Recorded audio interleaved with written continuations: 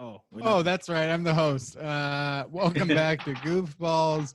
And, well, everybody's favorite time of the show. It's time for Johnny's game.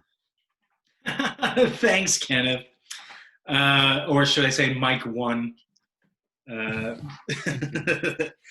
So last week, we had a very, very brief discussion.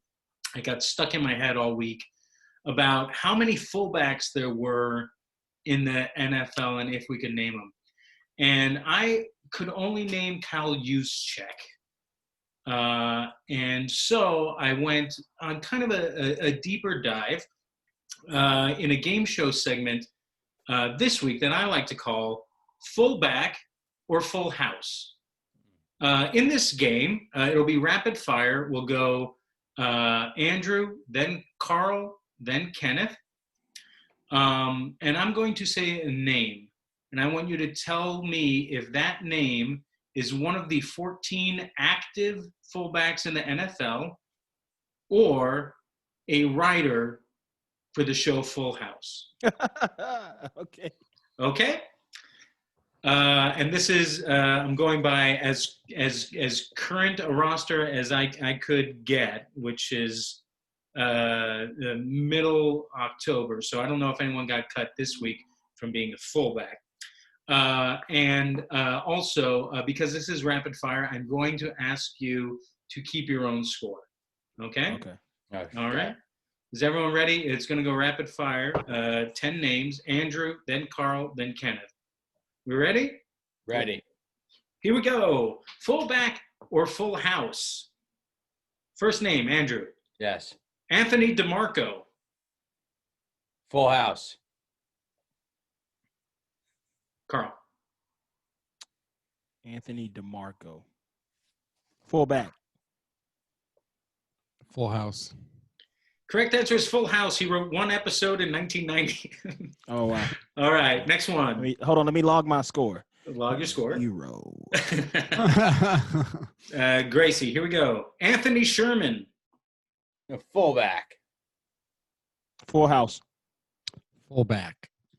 He is a fullback for the Kansas City Chiefs. Okay, perfect. Let me log my score. Log his scores. 0. All right. Next name, Andrew. Roosevelt Nix. Full. Yeah, you got the first Let's half go. right. Full House. Okay, Full House. Fullback. Fullback. He is a fullback for the Pittsburgh Steelers. Next name. Nice. Let me log my score. Log your score. 1. Oh, man. Next name, Andrew. Patrick DeMarco. Patrick DeMarco. Fullback. Patrick. Fullback. Fullback. Fullback. Fullback. Fullback. He is a fullback for the Bills. Well done, everyone. Next name, Jeff Franklin. Score. Full House. Full House. Full House. He is the creator, all 193 episodes. Oh, shit. Next name, Dennis Rinsler. Fullback. Full House. Full House. Full House. He wrote 33 episodes between 1988 and 1995. Next name, Andy Janovich. Fullback. Full House. Fullback. He is a fullback for the Denver Broncos. Cut his ass. That's a crazy name. He should be a TV writer. Log your score, Carl. Next name, Tom Burkhardt. Full House. Full House. Full House. Full House, 9 episodes, 1991 to 94. Next name, Russell Marcus. Fullback. Fullback. Full House. Full House, he wrote 7 episodes between 87 and 88. Wow. Last name, James Devlin. Fullback. Full House. Fullback. Fullback for the New England Patriots, and thus Damn. concludes Fullback or Full House. Let's tally up the scores. I have a feeling who won. Andrew, score? I had 7. 7. Carl? 5. 5. Kenneth? I had 10. 10. He goes 10 for 10. How'd you do that, Kenny? I just That's why knew you all let him go last. I just knew who all the fullbacks were, I guess. That was crazy, dude. Not only did you know who the fullbacks were, you knew who the fullbacks weren't. Well, yeah, I mean, I knew who. I can tell when a name is the. It's nice that you had 2 DeMarcos there, huh? Yeah, That was- that was good. That was it. That's a good way to. Yeah, that's how you play a game right there. You trick us.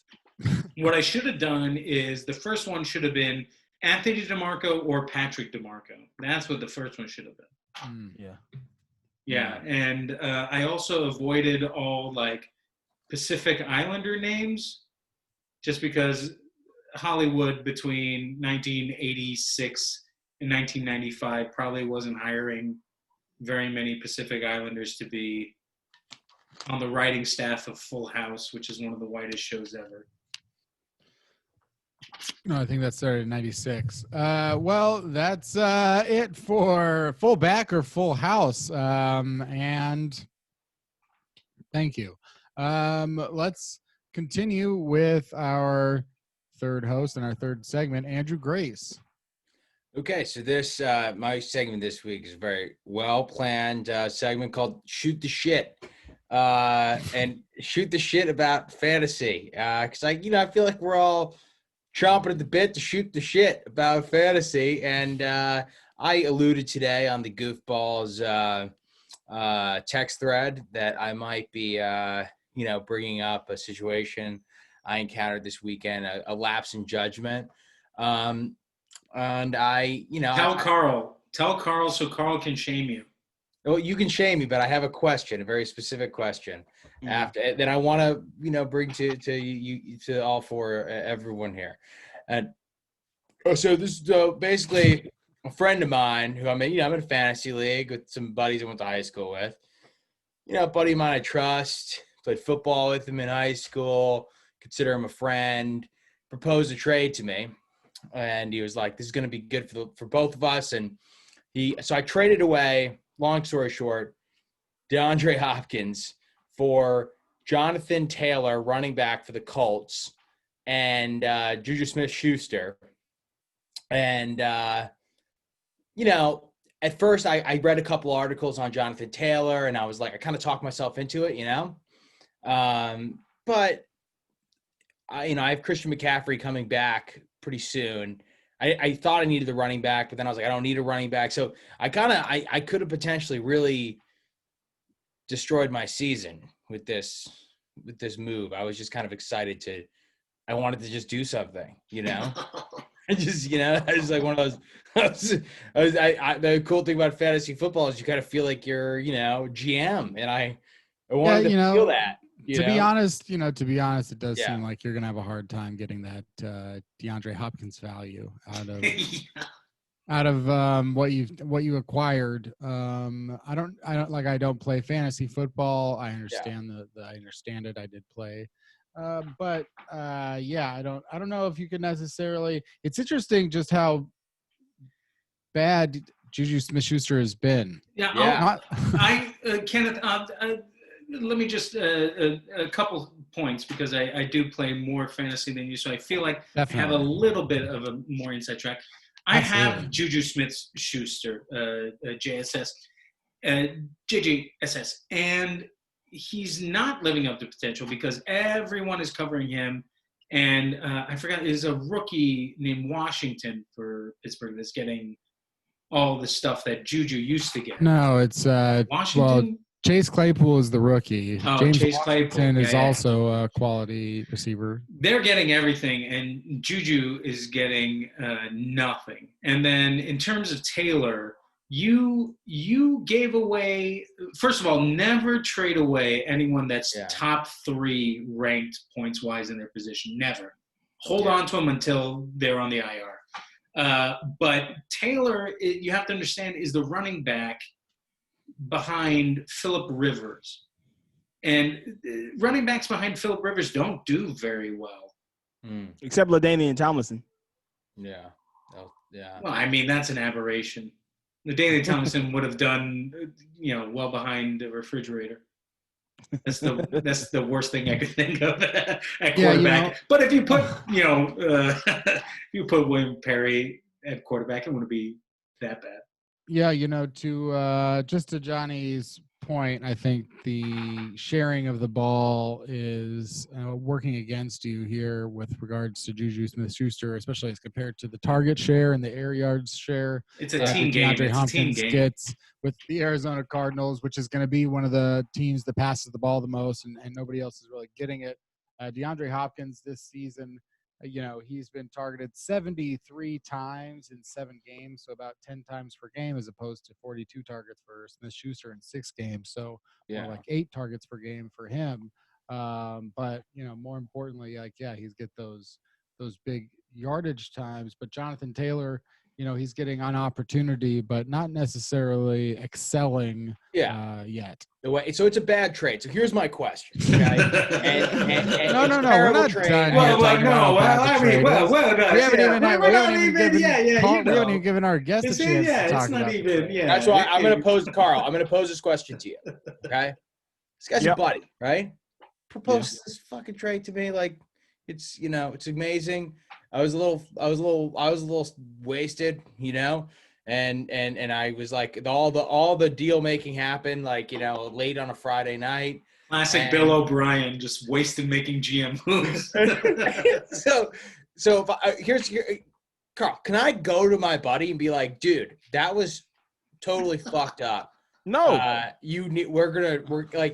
I I'll buy you a bottle of whiskey, but give me back, let's undo this trade. Was he the GM? No, he was the GM. Not the GM. The commish. The commish tried to deny it. The commish tried to deny the trade. You deserve it. This is Carl. I'm going to give you some backstory. Okay, so in the Goofballs text chain, I said I'm surprised that the computer/commissioner didn't reject this trade out of being just team destroying. Objectively, not even like as a friend to Andrew or whatever. Is this for any money, Andrew? Yeah, I mean, we put in $100 every year. Okay, you would have to give him $120 at least. But then I know, to get this back. Yeah, what's your record in the league right now? What's that? What's your record in the league? I was 3-3 before this week. I would have been 4-3 if it's I had done. an option. This is done. There's no amount of money to make this right for you or him. And this is just one of those things where you're just gonna have to be, look, I can't go 4 White Claws into my ESPN fantasy app. I know, but I was sober when I convinced the commish to approve the trade. Oh no. Let me ask you. Okay, so I have one for y'all because this is the only trade that I've been offered a couple of trades, but this is the one that I accepted. But I don't understand it. And I want y'all to tell me if I got hosed or if this was just a unnecessary trade. And if it was, why did it happen? So you ready for this? No. They gave me Dan Bailey and Damian Harris for Arizona Cardinals defense and Boswell from the Pittsburgh Steelers. I immediately traded Dan Bailey because he's not good this year. Yeah. And I got Greg Zuerlein, I think. And I just have Damian Harris on my roster. And I just got a new defense, which is fine. It seems what is the point of this trade? It doesn't seem like there's a point to it you know what the point of this? I feel like this is the trade that Andrew should have made, where it's like, you know what? Let's play GM for a couple hours, a day or two, and just mix things up and just feel like I'm powerful and moving human beings around some sort of chessboard. That has to be what it is. I was like, what? Why do you want – why? Okay, yeah, I'll give you this. You're giving me a running back who may have a good game one time on like a bye week where I need to throw him in there. Any trade that involves a kicker, let alone 2 kickers in a defense, kickers. Is just not – it's smoke screen to something else. There's some sort of deep personal or psyche thing that needs something to happen. I texted the commissioner and was like, What is the point of this trade? Why? What is happening right now? Am I being hosed for something? Like, is this a game that we're playing or something? Like, where it's like at the end of the year, whoever has Dan Bailey on his roster has to eat a dog shit? Like, it sounds like a game of Mario Party where it's like there's some random star you get at the end of the game for some stat you don't know about. Something that I would always, or something that I've been looking at more this season that may or may not work for fantasy owners, and it's with regards to Cam Akers, and then it also, I think, applies to other running backs and other players, which is, I've been covering the Rams, and you can tell that Cam Akers, he's only played 4 snaps in the last 2 weeks, even though he's been healthier, and prior to that, he had some good plays. But then you noticed he almost had as many rushing attempts as he had snaps. And then it becomes pretty clear that when Cam Akers is on the field, he's going to get the football. And so defenses can stack the box and be like, okay, well, they're probably going to run it because he can't pass block. And they're just not going to throw the ball. Damian Harris, I'm looking at it to see that, like in his last 3 games, he's been productive. His 3 games this season, 17 carries for 100 yards in his first game, but only 23 snaps. Damian Harris has 35 touches and on 56 snaps. So I think as the season goes on, he's going to have a hard time picking up yards, because you can pick a team off guard in the beginning, but it becomes more obvious. I traded him for a kicker and a defense. Most of the time defenses don't even get points. It sounds like Harris isn't going to do anything productive, and the Cardinals defense, don't they have to play the rest of the conference at least one more time? They were a decent defense, but who I ended up picking? Saying you kind of don't want to have defenses in a division before halfway through the season where they have to play the other good offensive teams, so like the Rams. Yeah, I picked up the Eagles defense. Eagles defense is a good defense to have because the rest of them are garbage. Same thing with all the other defenses in the NFC East, probably not the worst except the Cowboys, but that's why I got the Colts early, because the rest of that division besides the Titans and then their out of division schedule, really, really good. I think they're ranked 1 still. Eagles got me 11 points against the Giants. They're playing Dallas this week with a quarterback who has never stepped on an NFL field. Ben DiOlci. And they got a bye, and then they're playing the New York Giants again. And I'm pretty sure nobody's going to pick them up if I drop them for the bye week. Yeah, so you have points for 4 of those weeks. And that's all you want your defense to do, is just not to get negative points and to matter on half of the weeks you have them. I have another shoot the shit question. Yeah, great. And unfortunately, it's not about football. It's about baseball. So I just got a text, a news alert saying that Justin Turner was pulled from tonight's game because he tested positive for COVID-19. Oh, no. Do we have to give back the title? Were we cheating having him out there? I think the way to deal with it in playoff baseball is whenever you think someone has COVID, just start banging a trash can in the dugout. Yeah. Let everyone know. 19 times. You get 19 bangs. Wow. That is dirty. That is very dirty. He knew before the game. Oh, hell yeah, he knew. He had that Michael Thomas COVID foot. He had ice cubes in his mouth. Yeah. He had ice cubes in his mouth. Why is there a bag of ice just taped to Justin Turner's forehead when he goes to head back? Why is that? Is that a ventilator? No, I spit my sunflower seeds in here. Yeah. The umpire has just like a mask over his cage mask. You look like shit. I swallowed my dip.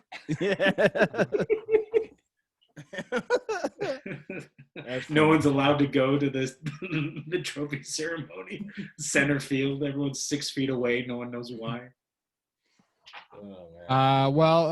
Is that shoot the shit That's shoot for the the shit. night? I like That's that. shoot the shit. I want to bring that back. I like that segment. Yeah, shoot the shit. New segment from Andrew Grace, and this is the end of a new episode of Goofballs. So, this just in. I just got a text alert. Justin Turner has been invited to Amy Coney Barrett's Supreme Court gathering. So, and does it have all the uhs in there in the report? It has all the uhs. I'm reading it. It seems like this person is just coming up with that joke. So they added Amy Coney Barrett's swearing in soiree. The swearing in soiree.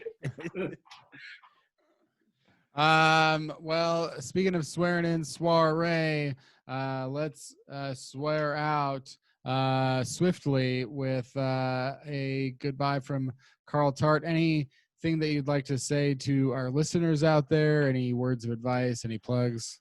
Don't do what Andrew did in your league. If it doesn't feel good, don't do the trade. I am a very empathetic fantasy football player. So I keep a lot of players on my roster. Donnie knows this because he hit me up trying to roast because I'm doing pretty bad in the league that we're in together. I think I'm maybe 2-4 or 1-5 or something like that. But my team is really good. I'm just getting beat every week. And so when you look at the roster, there's nobody to trade. Also, I don't want to trade any of these guys. I like these guys. It makes me see. I like the part when people are having fun in their fantasy leagues and enjoying it, and that's good to hear. Although even when you're losing, but you like your team. Johnny Schwartzbein. As always, you can follow me on social media on Twitter and Instagram at JJS Comedy. Don't forget to like Goofballs, a football podcast on Facebook. Follow us on Instagram at Goofballs Podcast and on Twitter at GoofballsP. Check out this podcast as a video on YouTube. Go to youtube.com, search Goofballs Podcast. Find us there. And also, not a plug, an anti-plug. Go ahead and skip season 7 of The 100, available now on Netflix. I was into the first few seasons, and then it got muddled. I like YA stuff, but this is a little too heavy-handed towards the last 2 or 3 seasons. So go ahead and save your time. Skip season 7 of The 100. Kenneth? Thank you so much for that anti-plug. Andrew, speaking of anti-plug, Andrew Grace. Well, thanks for listening to the show. And, I'll just say this. If you make a bad trade in fantasy football, to anyone out there listening, don't hate yourself so much. You start reevaluating your life and questioning past decisions, and thinking maybe you have like a problem or something. Because I did all that this weekend, and just short-term memory. You make a pick. Just like a quarterback, short-term memory. Get back out there, and set that lineup. And the best part about fantasy is you just got to get up. Just got to get up. Get up quick. That's the best part of fantasy. And for me, definitely check out Bad Lieutenant, Port of Call, New Orleans. It's one of Nick's more engaging performances. And related to that, you can always go on YouTube. One of his really underrated movies, Zandali, 1991. He's got one of his most over-the-top performances in that. So check that out on YouTube for free. And that's it for this week of Goofballs. Come back next week, and we will goof around again. Cowboys suck, but not as much as Andrew Grace's fantasy GM skills. Oh, shit.